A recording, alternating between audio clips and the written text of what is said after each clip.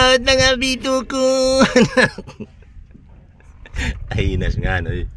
Mga kabito, shout out sa tanan. Okay, tanawa karon nato nga i-vlog karon sila Dambol otro. Pero kini tarong na nga magka-vlog kay tama na. So guys, karon na I found na medyo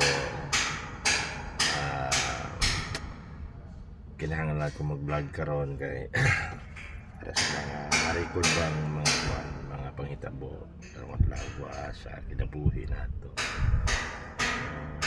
Bisan na nata sa layo, nata sa langyaw, nagihapon tayo pag-asa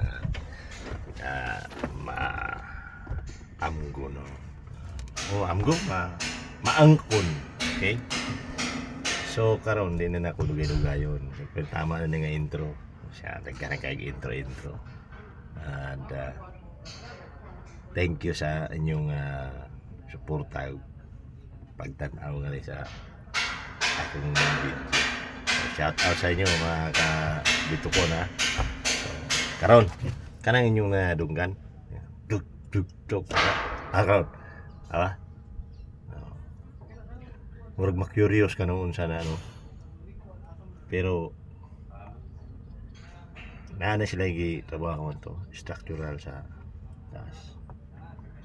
Karon nagahapon ta sa crane karon. Kuan.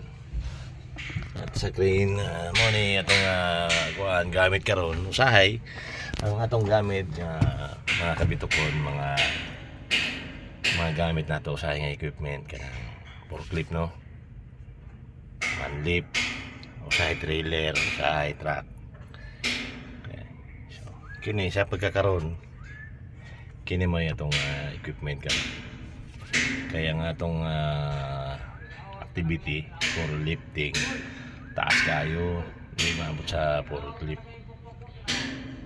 So, kini siya itong gamiton kaya ang one man good paglifting di siya nga bitukon ta naghapon tay pagka maabtik naghapon tay pagka maabtik no sa pagsunod sa mga safety. So mao dito to nagpukpuk ganina.